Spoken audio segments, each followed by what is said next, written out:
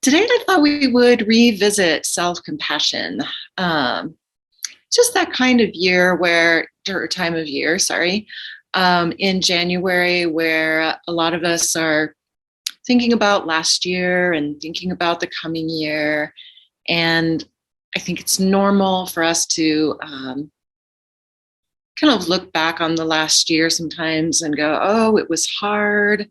I didn't do the best I could, or others didn't.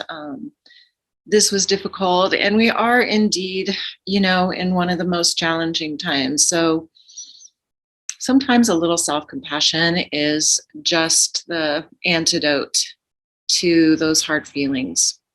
So if I can pull it up here, I'm going to read you a little something. And then we're going to go into the actual self-compassion practice.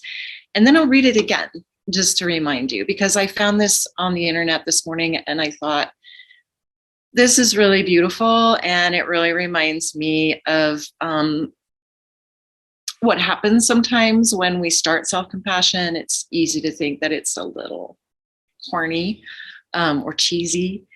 And yet, if we can allow ourselves some self-compassion and really practice it, it's one of the most powerful practices that I've personally ever experienced. So I'm really wishing that for you today. Okay. So here's the reading. My friend and I snickered the first time we heard the meditation teacher, a grown man, calling himself honey with a hand placed over his heart to illustrate how we too might become more gentle with ourselves and our runaway minds. It's been years since we sat with legs twisted on cushions, holding back our laughter. But today I found myself crouched on the floor again, not meditating exactly, just agreeing to be still, saying honey to myself each time I thought about my husband's blade on the couch with aching joints and fever from a tick bite. What if he never gets better? Or considered the threat of more wildflowers, wildfires, the possible collapse of the Gulf Stream. And then remembered that in a few more minutes, I'd have to climb down to the cellar and empty the bucket I placed beneath a leaky pipe that can't be fixed until next week. How long do any of us really have before the body begins to break down and empty its mysteries into the air? Oh, honey, I said, for once without a touch of irony or blush of shame. The touch of my own hand on my chest, like that of a stranger, oddly comforting in spite of the facts.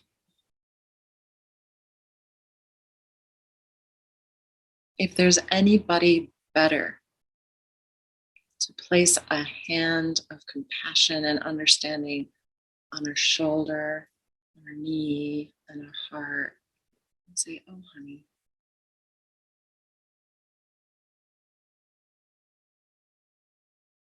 I don't think there is anyone better than to be able to offer that to our own selves. So with that, let's start our compassion practice for today, self-compassion. Finding a place where you can sit that feels supported and comfortable enough that you won't feel too fidgety for the next few minutes. And maybe in a place where your bottom can be supported, either your legs crossed if you're sitting cross-legged on a couch like me, or on the floor on a cushion, or if you're sitting in a chair, perhaps making sure that the soles of the feet are grounded on the earth. But however you decide to sit, taking a moment to feel the earth beneath you, feel the support of Mother Earth rising up to meet you and support you and hold you snugly and safely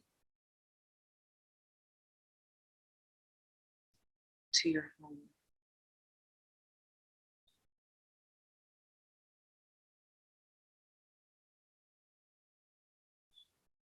Taking a moment to feel your body, allowing your mind to arrive.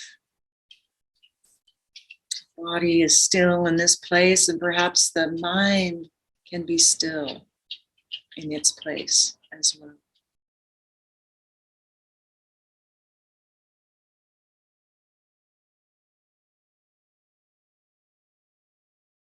Breathing in and breathing out.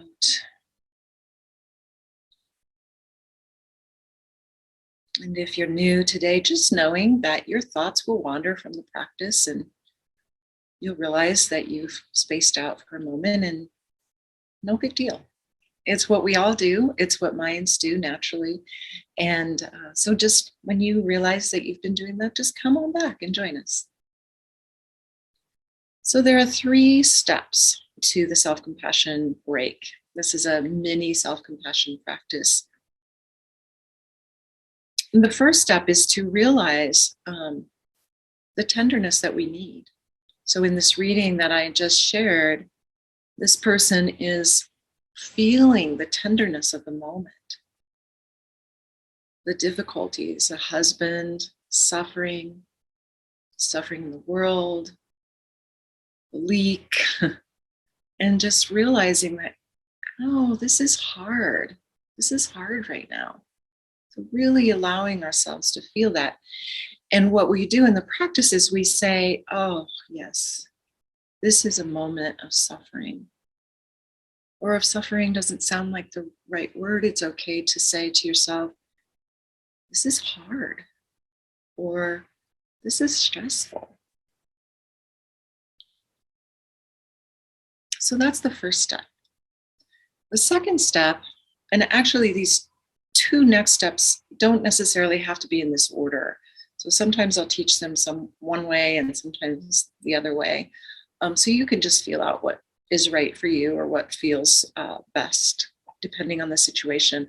But for today, I'll go right into, so we've said, oh, honey, this is hard, or this is difficult. This is a moment of stress or suffering. And then see if we can expand that feeling to realize that, oh my goodness, again, back to the reading. There are so many other people in the world right now in this very moment who are concerned about a loved one who is suffering,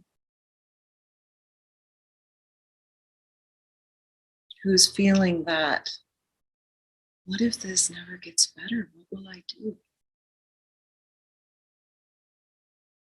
So this person and we are not alone in whatever we're feeling. And somehow that's comforting. I'm not alone. Other people have experienced this, are experiencing this. It's important to know.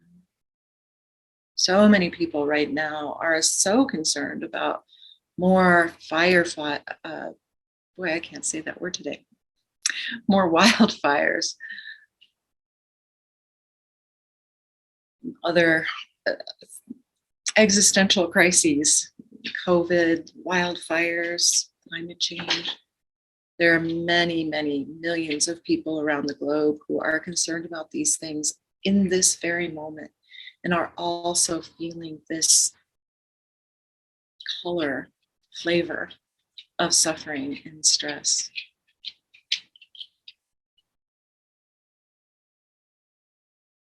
And then there are probably thousands and millions of people around the world who are dealing with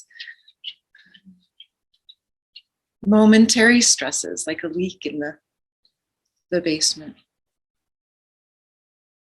Maybe that just lost their home to a fire and are worried about where they're going to land with their children, how they're going to get through the next months and years. So whatever the flavor of our suffering, it's sometimes and somehow very comforting to know I'm not alone in this. It's not just me that these things happen to. It's not just me that experiences this. So that's the second part of the self-compassion break. The third part is what I've already done. Is maybe placing a hand. You can do this at any time during the practice, placing a hand over your heart, really touching into that part of you that can summon compassion for this person right here who is feeling these things.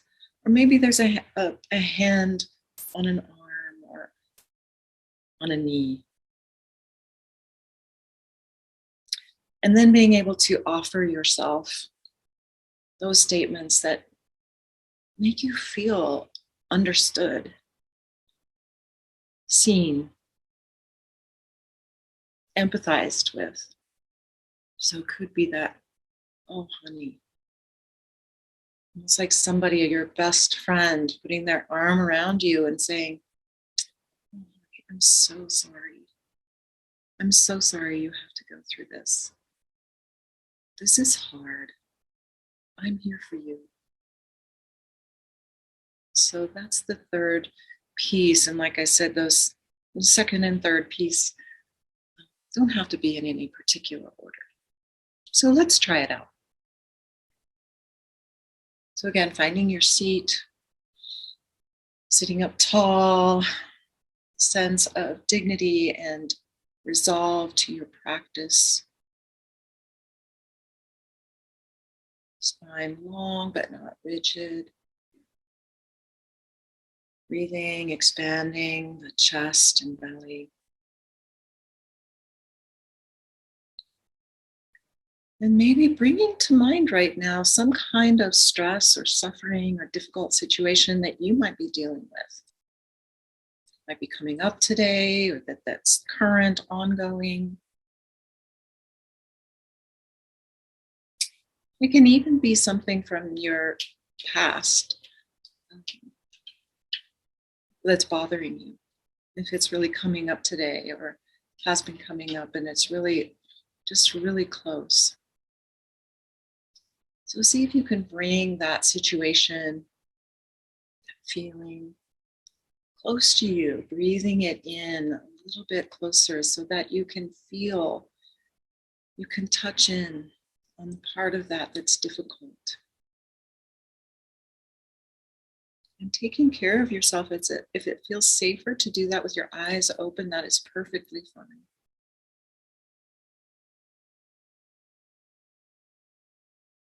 So breathing that difficulty closer, feeling the feelings, hearing the thoughts, the inner language, how you've been talking to yourself about it.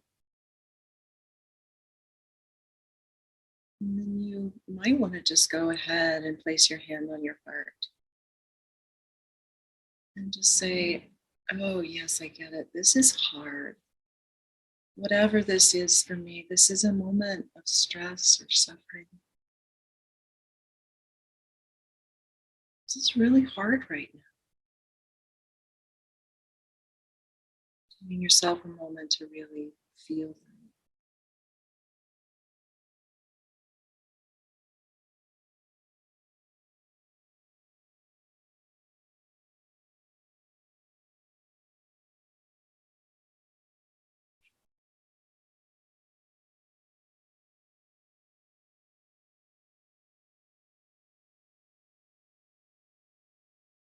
And then once you've really touched into that and brought it closer and can really feel the flavor and the nuances of that situation, and see if you can expand your view, a broader view of that, and that sense that there are so many other humans on this planet right now who are experiencing the same kind of thing right now. Maybe they have in the past.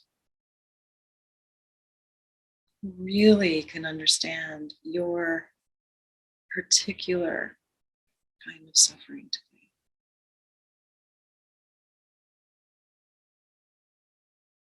Not alone.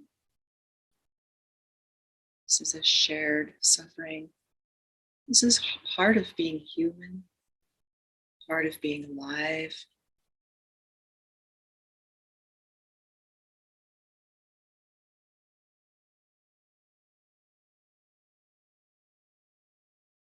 This is what we call a shared humanity, a common humanity, something that we share, this capability of this form of hardship, this form of disappointment or shame, remorse, whatever it is, stress, worry. This is our common humanity. So touching in on that, seeing how that feels to you. See if there's some form of relief in knowing that you're not alone. You haven't been picked out, singled out for this suffering.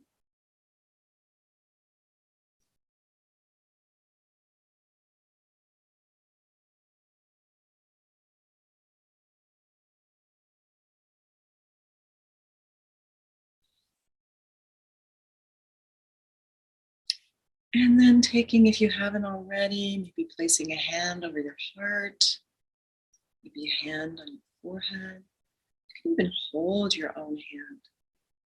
There's a hand on the knee. I know sometimes it feels corny and weird, but just try it. The human touch, even if it's our own hand, can mean so much. Calm our nervous system down, allow us to breathe easier.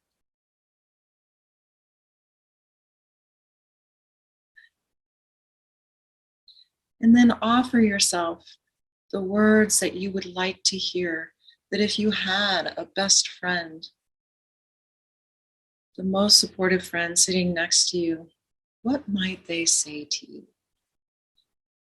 This very empathetic and compassionate friend. What would feel good for you to hear?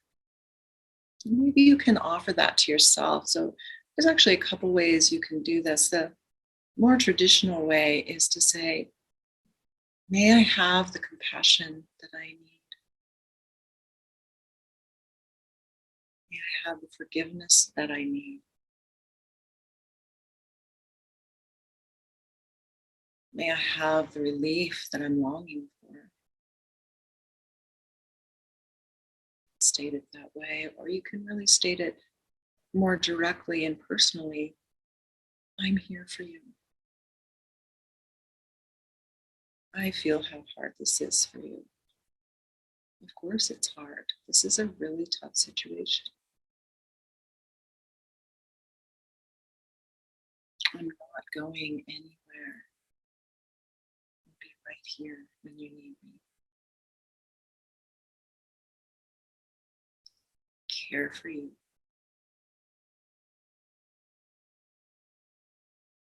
I've got your back.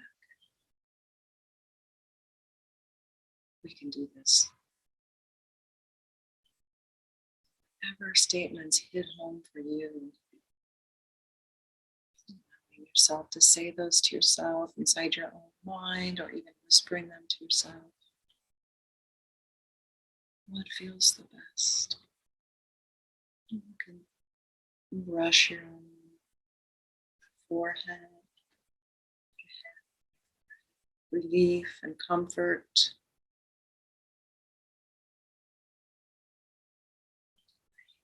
Face.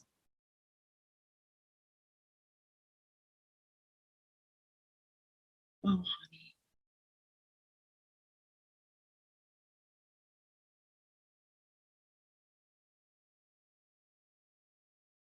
And if at any time you feel ready to just go ahead and pop out of this, that's fine. Or you can stay here while I read this reading for you again.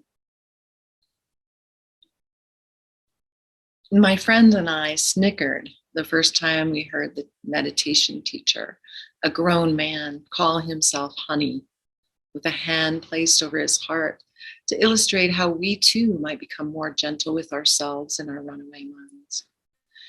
It's been years since we sat with legs twisted on cushions, holding back our laughter. But today, I found myself crouched on the floor again, not meditating exactly, just agreeing to be still, saying honey to myself. Each time I thought about my husband splayed on the couch with aching joints and fever from a tick bite. What if he never gets better? Or consider the threat of more wildfires, the possible collapse of the Gulf Stream. And then I remembered that in a few more minutes, I'd have to climb down to the cellar and empty the bucket I placed beneath a leaky pipe that can't be fixed until next week. How long do any of us have before the body begins to break down and empty its mysteries into the air? Oh, honey, I said, for once without a trace of irony or blush of shame, the touch of my own hand on my chest, like that of a stranger, oddly comforting in spite of the facts.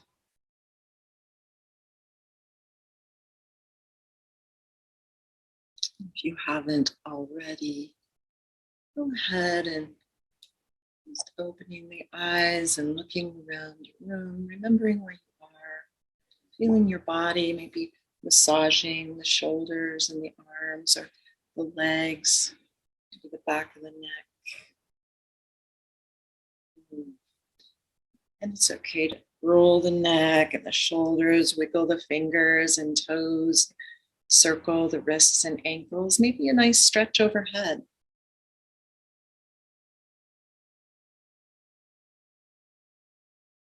Whatever it takes to feel like you're ready to come back to being with us in our Zoom community, joining our virtual circle again. I hope that was helpful for you. And since this is a recording, you can choose to play it again sometime and remember those steps of the self-compassion break. And I hope that that serves you now and in the future.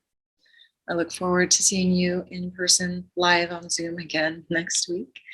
And enjoy this absolutely glorious weekend that we have in front of us. All right, take care, everyone.